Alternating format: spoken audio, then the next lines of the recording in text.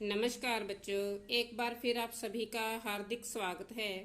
हिंदी लिखना कैसे सीखें इसी सीरीज के अंतर्गत आज हम आधा र रेफ के बारे में जानकारी प्राप्त करेंगे। हिंदी में बहुत से शब्द बच्चों ऐसे आ जाते हैं जिनमें आधे अक्षर का प्रयोग होता है, जैसे बच्चा, मध्य, 32, पुण्य, मिट्टी, विद्या, कबड्डी, मट्ठी। तो बहुत से शब्द ऐसे हैं जिनमें आधे व्यंजन का, आधे अक्षर का प्रयोग होता है। तो जो खड़ी पाई वाले व्यंजन हैं उनकी हम पाई हटाकर आधा बना सकते हैं। जैसे च की यहाँ पर हमने पाई हटाई है तो च आधा बच्चा। मध्य में ध की पाई हटाकर मध्य शब्द। और जो गोलाई वाले वर्ण हैं, व्यंजन हैं, उनके नीचे हम हलंत लगाकर उन्हें आधा बना देते हैं। लेकिन बच्चों जो र वर्ण है, जो र अक्षर है, इसके ना तो खड़ी पाई है जिसे हटाकर हम आधा बनाएं और ना ही इसके नीचे हमने हलंत लगाना है। तो इसका जो रूप है वह लाइन के ऊपर सी के निशान के रूप में इसे हम लिखते हैं। जब लाइन के ऊपर यह सी में लिखा हो तो यह र आधा है और इसे र रेफ बोला जाता है। तो देखो बच्चों, जैसे बर्फ शब्द है तो यहाँ पर जो र है वह आधा है और यह कहाँ लगाया जाएगा? जो फ की खड़ी पाई है उसके ऊपर। और इसे बोलते समय फ से हमने पहले बोलना है और ब के बाद में बोलना है, और लेकिन ब के साथ बोलना है। क्योंकि र आधा है इसलिए इसे कम आवाज में बोलना है। बर्फ, बर्फ नहीं कहना, बर्फ। इसी प्रकार जो अर्थ शब्द है, यहाँ पर भी थ की जो खड़ी पाई है इसके ऊपर सी का निशान लगाना है। यह जो सी का निशान है यह र आधा है, इसे र रेफ कहते हैं और बोलते समय इसे अर्थ, वर्क। तो क के ऊपर, क की खड़ी पाई के ऊपर र आधा लगाते हुए इसे व के साथ कम आवाज में बोलना है, वर्क। इसी प्रकार दर्द, द के ऊपर सी का निशान, र आधा है, इसे इस द के साथ कम आवाज में, मतलब कम समय में बोलना है, दर्द। कार्य, य की खड़ी पाई के ऊपर सी का निशान और यह आधा र है तो का के बाद में बोलना है, कार्य।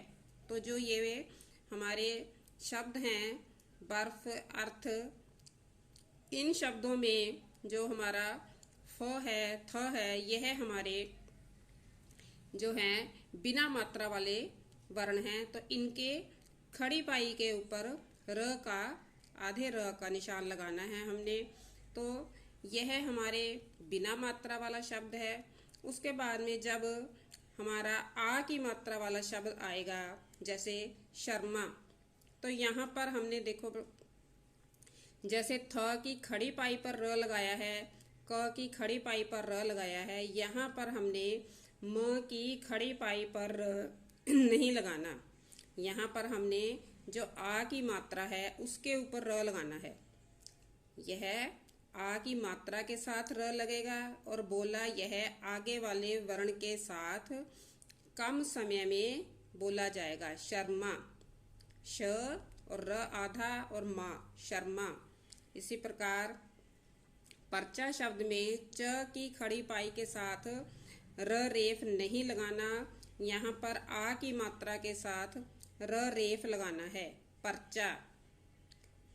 यहाँ पर देखो नर्मदा, तो यहाँ पर म जो है वह मात्रा के बिना है तो म की खड़ी पाई के ऊपर र लगाना है, नर्मदा।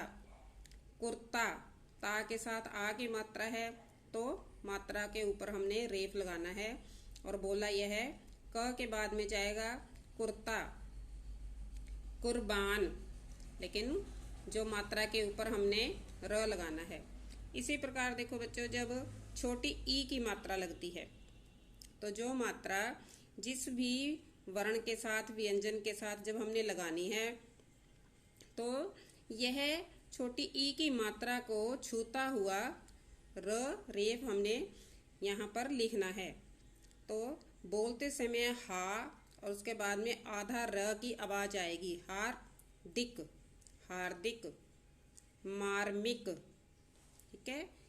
तो छोटी ई की मात्रा महर्षि, तो र यहाँ पर ह के बाद में बोलना है और श को छोटी ई की मात्रा है।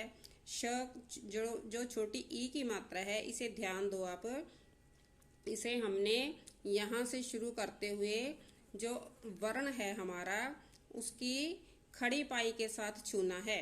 जैसे नेटवर्किंग, तो क की जो खड़ी पाई है उसी के साथ छोटी ई की मात्रा को छूना है ऐसे, और ऊपर र लगाना है, नेटवर्किंग। इसी प्रकार जब बड़ी ई की मात्रा वाले शब्द होंगे, गर्मी, तो बड़ी ई की मात्रा के बाद में आधा र लगाया जाएगा, गर्मी। सर्दी, ऐसे ही बर्फी, वर्दी, कुर्सी। उसके बाद में देखो, जब छोटे ऊ की मात्रा वाला शब्द है तो यह छोटे ऊ की मात्रा हमने नीचे लगानी है, लेकिन जो र है वह ऊपर लगाना है। तो इसे हम इसी प्रकार प्रयोग करेंगे कि जैसे हमने यहाँ पर बिना मात्रा वाले शब्द के साथ किया है। तो कैसे? खड़ी पाई के साथ। बसंतर्तु शब्द हमारा क्या है? बसंतर्तु। इसी प्रकार त के ऊपर र जो है आधा है, ग्रीष्मर्तु। यहाँ पर आगे हमारा बड़ी ऊ की मात्रा वाला शब्द है, तो यह शब्द कार्टून। तो ट को बड़ी ऊ की मात्रा है और ऊपर र है, कार्टून। लेकिन जो यह गोलाई वाले हैं व्यंजन, इनकी जिस प्रकार हम मात्रा लगाते हैं उसी प्रकार ये ऊपर हमने र लगा देना है।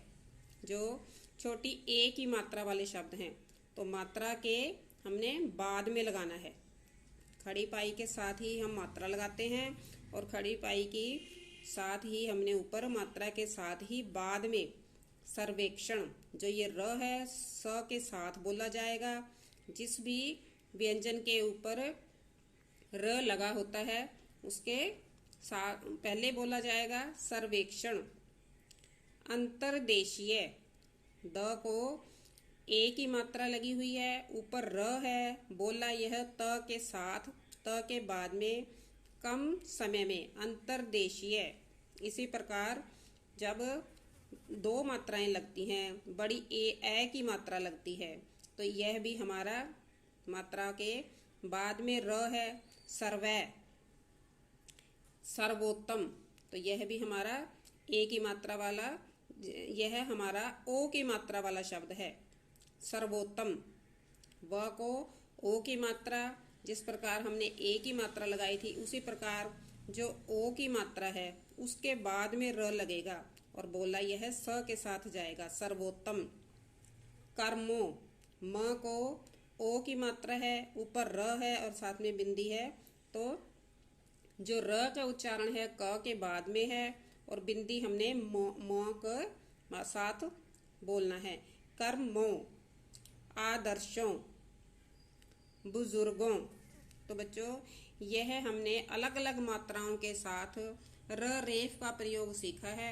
इसी प्रकार आप इनका अभ्यास करें और शब्दों को भी बोलना सीखें। इनका बार बार अभ्यास करने से आपको अच्छे से पता लग जाएगा। तो बच्चों, प्रैक्टिस करते रहो, खुश रहो। धन्यवाद।